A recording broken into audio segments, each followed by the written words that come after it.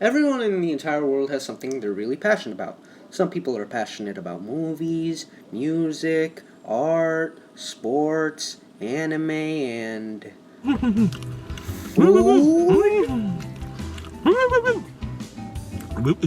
What the fuck? As I was saying, everyone's passionate about something. For me, I definitely have to say that something would be Transformers. I love everything about the Transformers.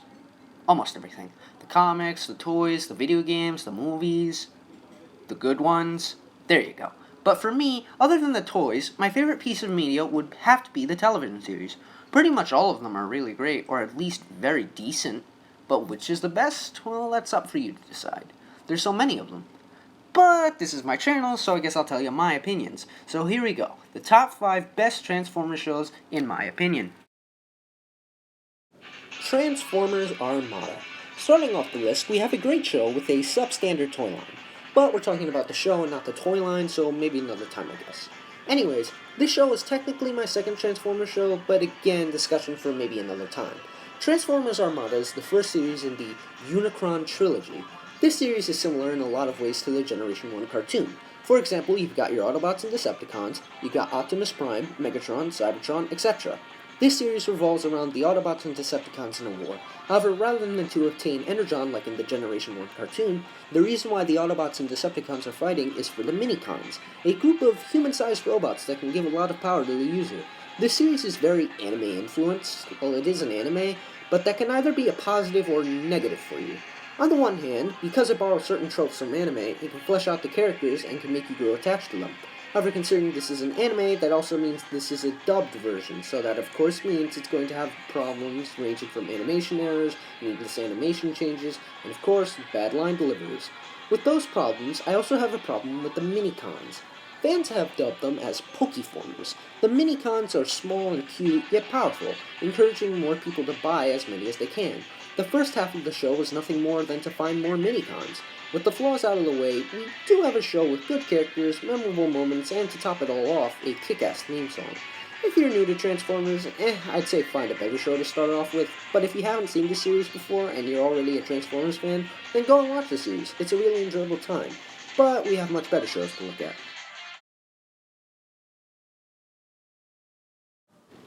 Beast Wars. I know what you're already thinking. Hawthorne, what the hell is this? This isn't Transformers, this is Animal Planet shit. Haha, allow me to explain. First, shut the fuck up. Secondly, yes, this is Transformers. It may be different, but that doesn't mean it's bad. With this series, God no. But I did have the same reaction when I first heard of this series.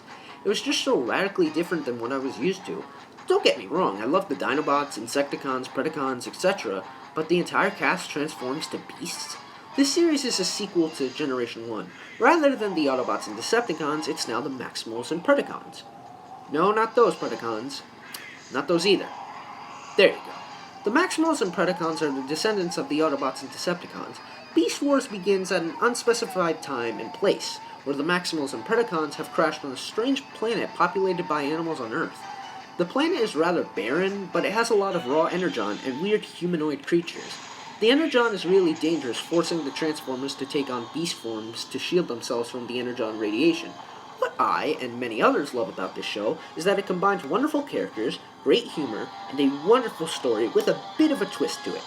Each character is memorable and lovable, but my favorites would have to be Megatron, Rat Trap, Optimus Primal, Dinobot, and especially Waspinator. Each voice actor does a tremendous job with the characters and really shows that a lot of heart went into this show. I don't really have any negatives with the show, but let's get on to why people are turned off by this show, if it's not the concept itself. The animation. Yes, it's really poor, yes, it can be ugly at times, but I don't really mind. The animation is somewhat pleasing to me. Guys, it was one of the first CGI cartoons, leave it alone. But if you're turned away by the animation, don't be. What you have is an amazing show with a lot of heart. I highly urge you to watch this show.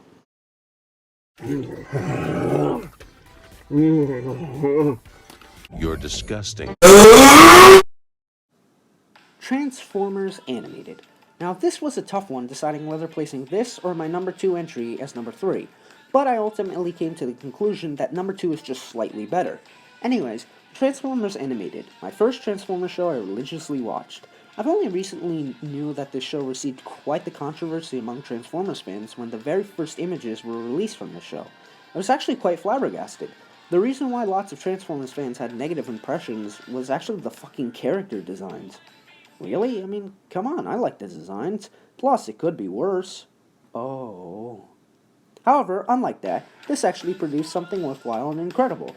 Transformers Animated is possibly the greatest definition of respecting the source material. Unlike some other things.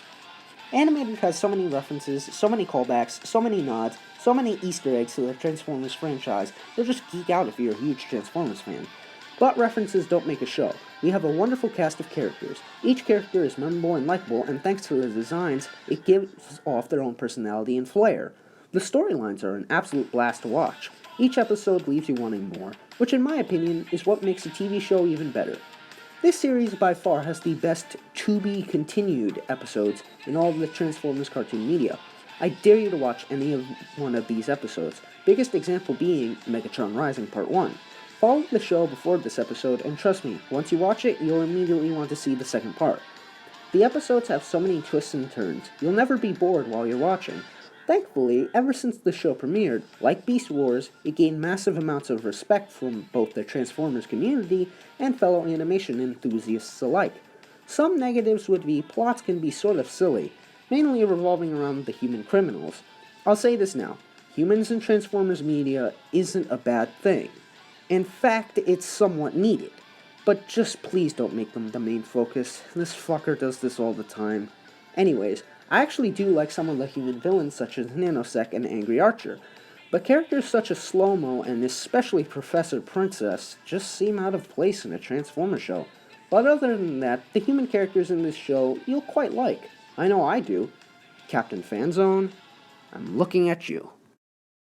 Transformers Generation 1, or G1 for short, or the Transformers, whatever you want to call it. It's the first Transformers cartoon to ever premiere. This show actually still holds up rather nicely. Yes, there are still really corny and downright dated moments, but then again, this is a series about alien Transformer and robots fighting a war. It's going to, of course, have some corny moments. However, that doesn't mean this show is bad. Of course not. This show gave birth to iconic characters and memorable episodes. It introduced us to everything we know and love about the Transformers. We got a diverse cast of memorable and great robot characters. We also got great human characters, wonderful music, and a simple yet effective story for the first 2 seasons anyways. I don't think the 1986 film should count, but fuck, it's my list. But if you haven't seen a Transformers film before, see this one. I know the bayformers look shiny, I know they look loud, I know they look cool, but trust me, they're a waste of time. This is a Transformers film. Some negatives for the show would be that the show kinda went downhill when season 3 started. Don't get me wrong, the show was still enjoyable, but it just wasn't enjoyable as the first 2 seasons, and the movie. Plus, you can definitely say this was the season where it had its bad episodes, and yeah, it had a lot of them.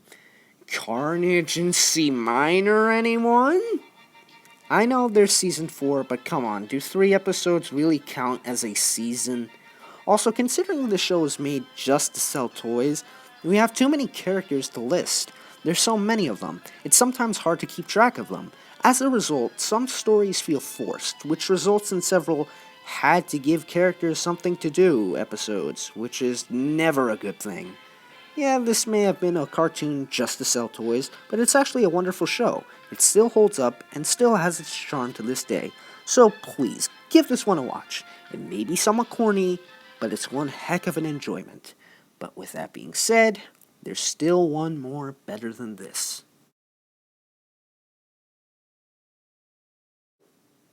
Transformers Prime.